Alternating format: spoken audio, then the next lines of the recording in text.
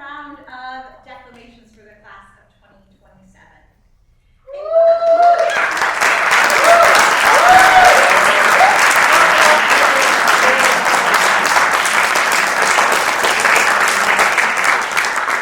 I have seen all the declamations today, and we are in for a real treat. So I'm so excited to see you declaim again, because the first ones were absolutely wonderful. In Book 8, Odysseus shows respect to the bard by giving him food and saying, "Poets are honored by all those who live on earth." As audience members, I ask that you honor the poet Homer, and more importantly, your classmates, during these performances. That means that you are respectful, supportive, and attentive. To use the language from the rubric that we use to judge the declamations, your actions should enhance but never distract. We expect you to be exemplary audience members because today really is all about you, not just the 7 representatives who will soon take the stage. Today we celebrate the accomplishments of the class of 2027. While you may not have faced a path of loutish suitors like Telemachus, you have navigated treacherous waters, unexpected obstacles, and journeys to new places. You have been mentored and you have been the recipients of divine intervention. The declaimers represent you as you successfully end the odyssey of your freshman year. To help judge these performances, we have a wonderful, awesome panel of judges. The director of our drama program, Mrs. Kaloran, who's also been a freshman English teacher.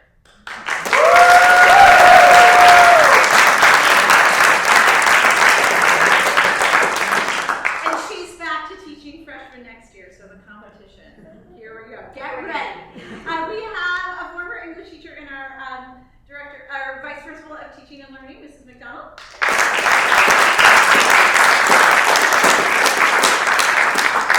We have our principal, Mr. Lewis.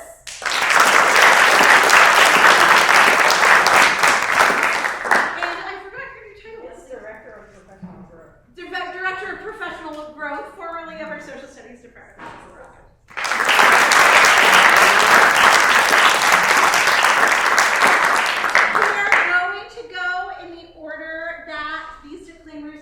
Earlier today. So our first declaimer, Ben Miriam, please take the stage.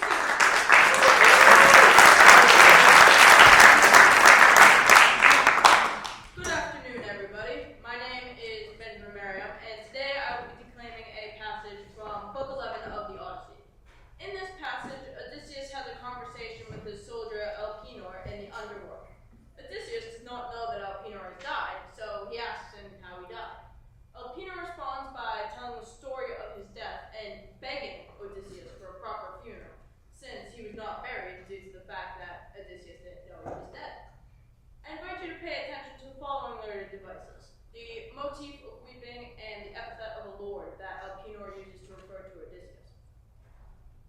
First came the spirit of my man Elpenor, who had not yet been buried in the earth. We left his body in the house of Circe, without a funeral or burial.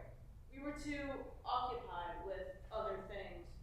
On sight of him, I wept in pity, saying, "Elpenor, how did you come here in darkness? You came on foot more quickly than I sailed." He groaned in answer, "Lord Odysseus, you master every circumstance, but I had bad luck from some god, and too much wine befuddled me. In Circe's house I lay upstairs, and I forgot to use the ladder to climb down from the roof. I fell head first.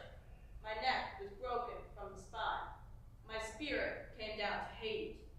By the men you left, the absent ones, and by your wife and father who brought you up from babyhood, and by your son Telemachus whom you abandoned alone at home, I beg you, when you sail from Hades and you dock your ship again at Aea, please, my lord, remember me. Do not go on and leave me there, unburied, without tears or lamentation, or you make the gods enraged at you. Burn me with all my arms, and heap a mound beside the gray salt sea, so in the future people will know of me and my misfortune, and fix into the tomb the oar I used to row with my companions while I live."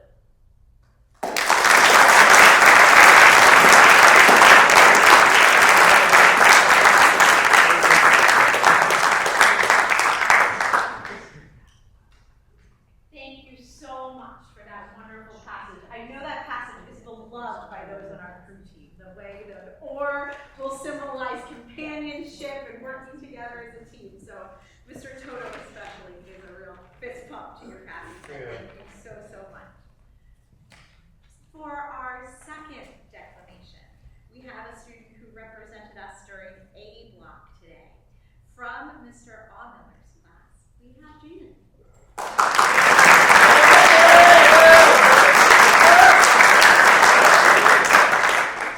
Hi, my name is Jaden Gomes. Today I'll be declaiming from Book 9, lines 475 to 506. This is when Odysseus is revealing himself to the Phaeacians at dinner, and he is reciting a story of his sufferings, specifically from when he and his crew escaped from Polyphemus' cave, and he shouts back and taunts Polyphemus because he blinded him. Pay attention to the two important themes in the Odyssey, one of them being kleos, or one's wealth, which Odysseus taunts Polyphemus and gives his actual name in order to spread his fame, which later on the line brings down suffering as Poseidon curses him. And also keep in mind the xenia, or hospitality, that Polyphemus broke when he was eating Odysseus' crew in the cave. Hey you, Cyclops, idiot! The crew trapped in your cave do not belong to some poor weakling. Well, you had it coming. You had no shame at eating your own guests, so Zeus and other gods have paid you back. My taunting made him angrier. He ripped a rock out of the hill and hurled it at us, and laid it right in front of our dark prow and almost crushed the tip of the steering oar. The stone sank in the water, waves surged up. The backflow all at once propelled the ship landward. The swollen water pushed us with it. I grabbed a big long pole and shoved us off. I told my men, row fast to save your lives, and gestured with my head to make them hurry. They bent down to their oars and started rowing. We got out twice as far across the sea, and then I called to them again. My crew begged me to stop and pleaded with me. Please, calm down. Why are you being so insistent and taunting this wild man?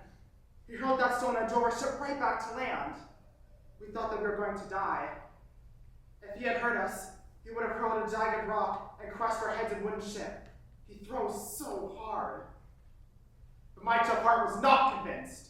I was still furious and shouted back again.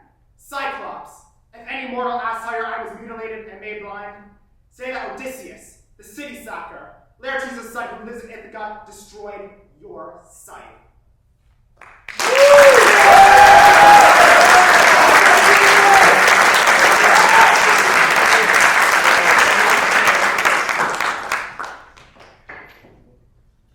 We will give our judges a second to evaluate that declamation as well. Thank you so much. Such a significant passage for the plot, right? Odysseus kind of doxes himself, but it causes so many problems with Polyphemus, right? And that ego that he just can't restrain and finally has to learn to at the end of the epic. So thank you so much for that passage, Jamie. For our third declamation from Mr. Fletcher's class, we have Michael Luke.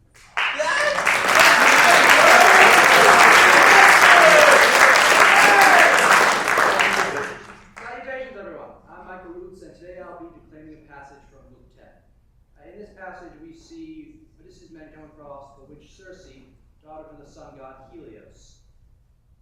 In this passage, please be on the lookout for the motif of skepticism, which we see in Eurylochos, which is often exhibited by Odysseus, and the motif of hedonism and how Odysseus' crew, much like the suitors we see in the Telemachy, are really into just devoting their life to pleasure and laying their guard down, which eventually will lead to their destruction.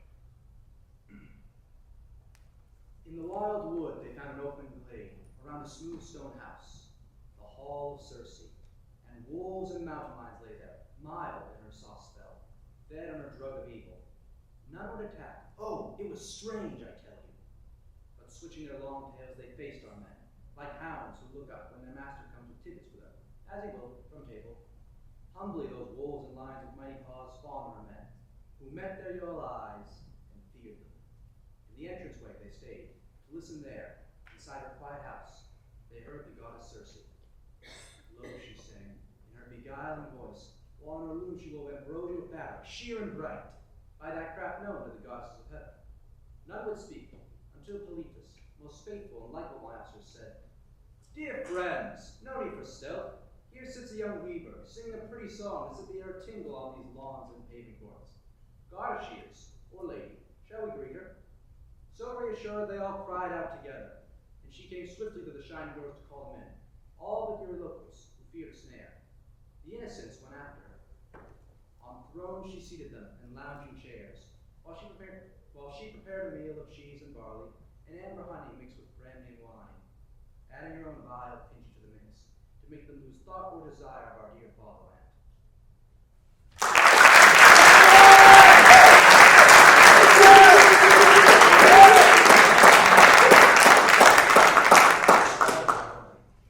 For many of us in the English department, today is our favorite day because we get to see you all breathe life to these wonderful passages. And I love how Homer pointed out that dogs like to beg for table scraps in ancient Greece, and tonight for dinner, my dog will try to beg for table scraps in Massachusetts. So there's something very, very timeless about all of the Odyssey. For our next declamation, I invite Cameron Peacock to take the stage.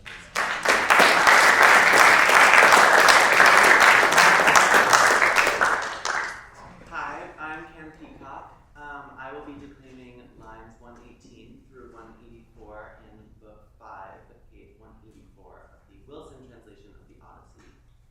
And essentially, these lines are the moment after Hermes has delivered word from the Olympians to Calypso that she has to release Odysseus and that she has to set him free from the decade of pain that she has been caused on that island. And while you listen, I invite and I ask you to listen to the notes of sexism and the tones that are built in there, the tones that are thrown over her, and the idea that she, a female goddess, could never overpower the opinions and the wishes of Zeus, a male god. You cruel, jealous gods. You bear a grudge whenever any goddess takes a man to sleep with as a lover in her bed. Just so the gods were angry when rosy-fingered Dawn took up Orion, and from her golden throne chaste Artemis attacked and killed him with her gentle arrows. Demeter with the cornrows in her hair indulged her own desire, and she made love with Iasion in triple-furrowed fields, till Zeus found out, hurled flashing flame, and killed him. So now you male gods are upset with me for living with a man I saved. Zeus pinned his ship, and with his flash of flame smashed it to pieces. All his men were killed out on the wine-dark sea. This man alone, clutching the keel, was swept by wind and wave and came here to my home. I cared for him and loved him, and I vowed to set him free from time and death forever. Still, I know no other gods can change the will of Zeus. So let him go, if that is Zeus's order, across the barren sea. I will not give an escort for this trip across the water. I have no ships or rowers. But I will share what I know with him, and gladly give useful advice so he can safely reach his home.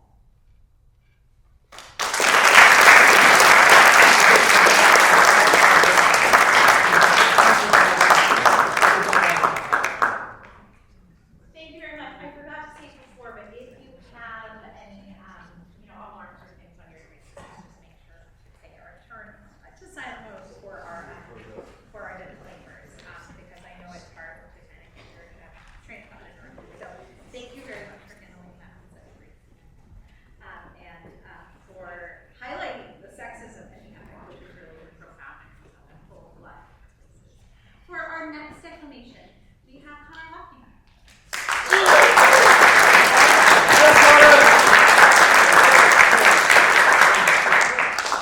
Hi, my name is Connor Lockman, and today I'll be declaiming the end of Book 21, where Odysseus completes the axe competition and tells his son that it is time to kill Zeus. Pay attention for a Homeric simile comparing Odysseus stringing the bow to an experienced musician stringing his lyre. Also, pay attention for a bird motif and try to link what I am saying to the Greek theme of Nostos. Thank you. So, he had tricked them all. After examining the mighty bow carefully, inch by inch, as easily as an experienced musician stretches a sheep-gut string around a lyre's peg and makes it fast, Odysseus, with ease, strummed the great bow. He held it in his right hand and strung the great bow. The suitors, horrified, grew pale, and Zeus made ominous thunder rumble. Odysseus, who had so long been waiting, was glad to hear the signal from the son of double young Cronos. He took up an arrow, which was lying on the table. The others were all packed up in the quiver, soon to be used. He laid it on the bridge, then pulled the notch end and the string together, still sitting in his chair. With careful aim, he shot. The weighted tip of bronze flew through each axe head and then out the other side. He told his son, Telemachus, your guess does you a credit. I hit all the targets and with no effort strung the bow. I am still strong, despite their jibes about my weakness. Though it is daytime, it is time to feast, and later we can celebrate with music, the joyful part of dinner. With his eyebrows he signaled, and his son, strapped on a sword, picked up a spear, and stood next to his chair. Beside his father, his bronze weapons flashed.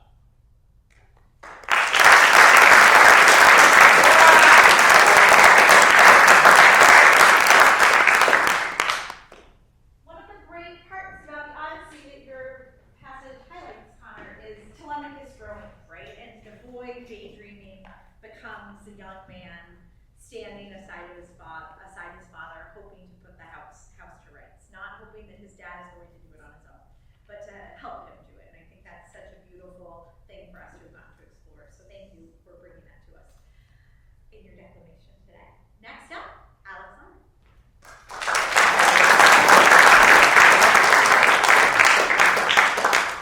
Good afternoon, my name is Alex Lowry, and today I will be declaiming early on in Book 5, lines 58 through 84. And this is when Hermes comes down from Olympus to Ogygia to fetch Odysseus from Calypso's island. And to note, amongst all this imagery with the island is a good amount of alliteration sprinkled in, and some irony as Odysseus is interested in absolutely none of it and just wants to go home. Thank you. There sat Calypso with her braided curls. Beside the hearth, a mighty fire was burning. The scent of citrus and brittle pine suffused the island. Inside, she was singing and weaving with a shuttle made of gold. Her voice was beautiful. Around the cave, a luscious forest flourished. Alder, poplar, and scented cypress. It was full of wings. Birds nested there, but hunted out at sea. The owls, the hawks, the gulls with gaping beaks. A ripe and verdant vine, hung thick with grapes, was stretched to coil around her cave. 4 springs spurted with sparkling water as they laced with crisscross currents intertwined together. The meadow softly bloomed with celery and violets. He gazed in wonder and joy at sights to please even a god. Even the deathless god who once killed Argos stood still, his heart amazed at all he saw. At last, he went inside the cave. Calypso, the splendid goddess, knew the god on sight. The gods all recognize each other, however far away their homes may be. But Hermes did not find Odysseus, since he was sitting by the shore, as usual, sobbing in grief and pain. His heart was breaking. In tears, he stared across the fruitless sea.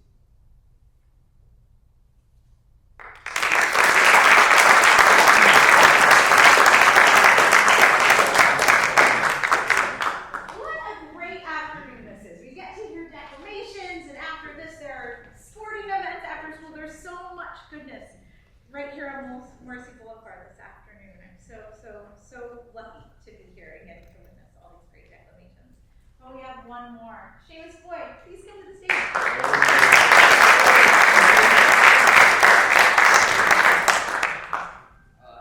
My name is Seamus Boyd. I'll be claiming Book 11, lines 404 to 429 from the Odyssey. The context of this passage is Odysseus is meeting Agamemnon in the underworld, and Agamemnon is describing the painful circumstances of his death at the hands of Aegisthus and Clytemnestra. Some noteworthy themes are the themes of betrayal, the difficulty returning home after war, which is Nostos, and the highlighting of the greatest vulnerability, even among the greatest heroes. He answered right away, King under Zeus, Odysseus, survivor. No, Poseidon did not rouse the dreadful blast when wrecked my ship. No hostile men on land killed me in self-defense. It was Aegisthus who planned my death and murdered me, with help from my own life. He called me to his house for dinner, and he killed me, as one slaughters an ox at nature. What a dreadful death. My men were systematically slaughtered, like pigs in the ritual's house for some feast, a wedding or banquet. You see many cut down in war, in thick of battle, or slaughtered in combat hand to hand. But you would grieve with even deeper pity if you could see us lying dead beneath the tables, piles of food in one. The floor slammed thick with blood. I heard a desperate voice of Priam's daughter, poor Cassandra, whom deceitful Clytemnestra killed beside me. As I lay dying, struck through by the sword, I tried to lift my arms up from the ground. That she-dog turned away. I went to Hades. She did not even shut my eyes or close my mouth. There is no more disgusting act than when a wife betrays a man.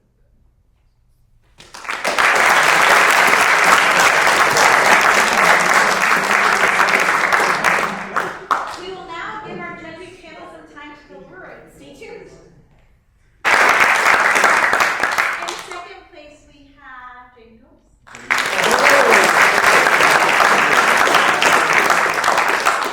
And our winner, who next year will be asked to help us judge declamations for this year's current 8th graders, we have Alex Lowry.